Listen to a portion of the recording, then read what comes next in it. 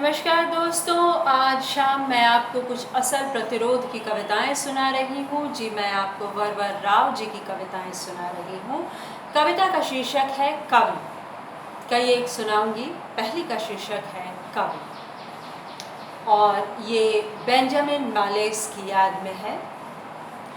जब प्रतिगामी युग धर्म घोंपता है वक्त के उमड़ते बादलों का गला, तब न खून बहता है न आंसू।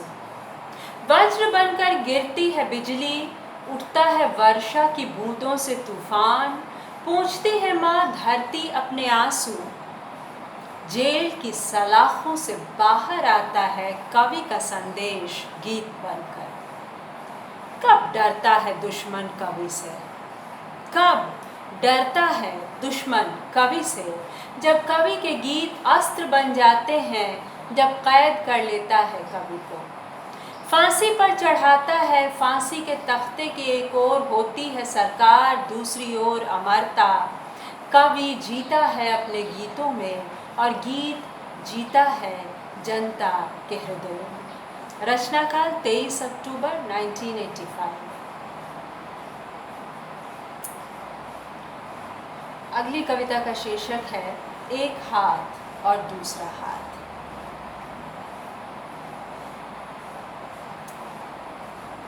केरल के तंकमणि गांव की घटनाओं पर 22/2/1987 के इलस्ट्रेटेड वीकली में छपे वेणु मेनन के लेख के प्रति आभार सहित दरवाजे को लात मारकर खोला है और घर में घुसकर जूड़ा पकड़कर मुझे खींचा है, मारा है, दी है गंदी गालियां, निर्वस्त्र किया है और क्या कहूँ। छिपाने के लिए अब बचा ही क्या है, मैं मुंह खोलूं।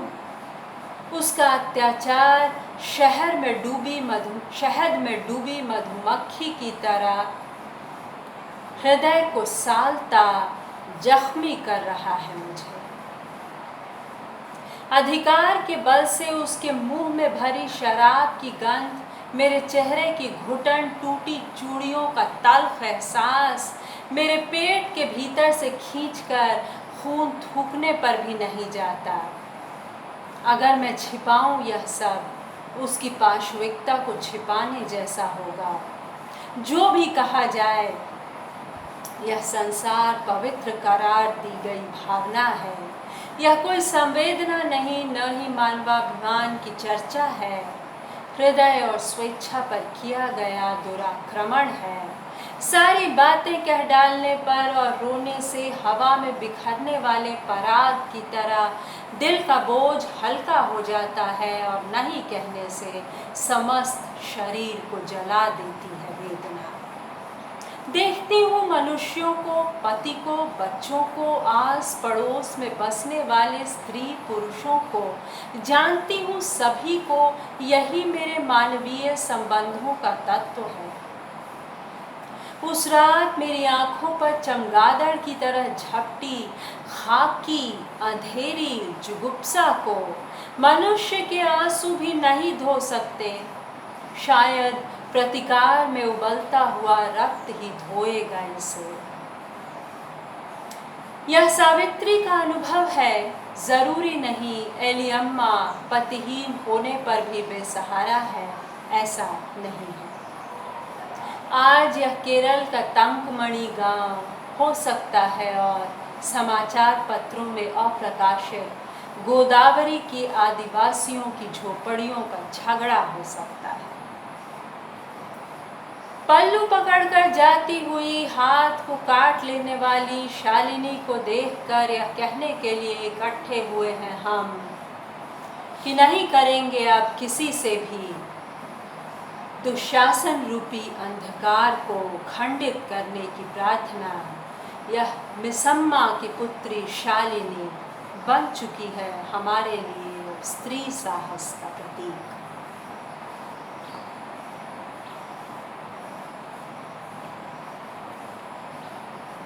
क्या कविता थी दोस्तों। अगली कविता का शीर्षक है वसंत कभी अलग होकर नहीं आता। मैं आपको सुना रही हूँ वरवर राव जी की कविताएं। जो इस वक्त एक अस्पताल में है, न्यूरोलॉजी विभाग में एडमिट हैं और लगभग 80 वर्ष के हैं, लगभग 22 महीनों से कैद में हैं। उनकी बेल के लिए लगातार अपील हो रही है और हम दुआ करते हैं कि उन्हें बेल मिल जाए। वसंत कभी अलग होकर नहीं आता, भले ही उन्हें हाउस अरेस्ट में रख दिया जाए। वसंत कभी अलग होकर नहीं आता, ग्रीष्म से मिलकर आता है। झरे हुए फूलों की याद शेष रही कोपलों के पास, नई कोपलें फूटती हैं आज के पत्तों की ओट में, अदृश्य भविष्य की तरह। कोयल सुनाती है बीते हुए दुख का माधुर्य, प्रतीक्षा के क्षणों की अवधि बढ़कर स्वप्न समय घटता है। सारा दिन गर्भ आकाश में माखन के कौर सब पिघलता रहता है चांद। यह मुझे कैसे पता चलता, यादें चांदनी कभी अलग होकर नहीं आती, रात के साथ आती है। सपना कभी अकेला नहीं आता, व्यथाओं को सो जाना होता है। सपनों की आंख तोड़कर उखड़ गए गिरे सूर्य बिंब की तरह जागना नहीं होता। आनंद कभी अलग नहीं आता, पलकों की खाली जगहों में वह कुछ भीगा सा वजन लिए इधर उधर मचलता रहता है।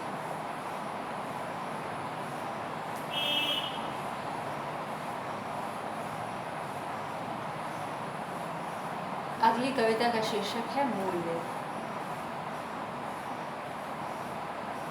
हमारी आकांक्षाएं ही नहीं, कभी कभार हमारे भय भी वक्त होते हैं। द्वेष अंधेरा नहीं है, तारों भरी रात, इच्छित स्थान पर वह प्रेम भाव से पिघलकर फिर से जमकर हमारा पाठ हमें ही बता सकते हैं। कर सकते हैं आकाश को विभाजित, विजय के लिए यज्ञ करने से मानव मूल्यों के लिए लड़ी जाने वाली लड़ाई ही कसौटी है मनुष्य के लिए। युद्ध जय पराजय में समाप्त हो जाता है, जब तक हृदय स्पंदित रहता है, लड़ाइयाँ तब तक जारी रहती हैं। आपसी विरोध के संघर्ष में मूल्यों का क्षय होता है, पुनः पैदा होते हैं नए मूल्य। पत्थरों से घिरे हुए प्रदेश में नदियों के समान होते हैं मूल्य। आंदोलन के जल प्रपात की भांति काया प्रवेश नहीं करते, विद्युत के तेज की तरह अंधेरों में तुम्हारी दृष्टि से उद्भासित होकर चेतना के तेल में सुलगने वाले रास्तों की तरह होते हैं मूल्य। बातों की ओट में छिपे होते हैं मन की तरह, कार्य में परिणत होने वाले सृजन जैसे मूल्य। प्रभाव मात्र कसौटी के पत्थरों के अलावा विजय के उत्साह में आयोजित जश्न में नहीं होता, निरंतर संघर्ष के सिवा, मूल्य संघर्ष के सिवा, मूल्य समाप्ति में नहीं होता है जीवन सत्य। मूल्य समाप्ति में नहीं होता है जीवन सत्य। तो ये थी कविताएं बरबर राव की। आशा है कि आपको पसंद आएंगी। ये मूल्य कविता भी उतनी ही खूबसूरत और शक्तिशाली, झकझोरने वाली जितनी कि केरल की तंकमणि गांव की वह घटना, खाकी वर्दी के बलात्कार की घटना। तो सुनने के लिए धन्यवाद दोस्तों। एक बार फिर से शुभकामनाएं प्रेषित हैं आदरणीय बरबर राव जी की।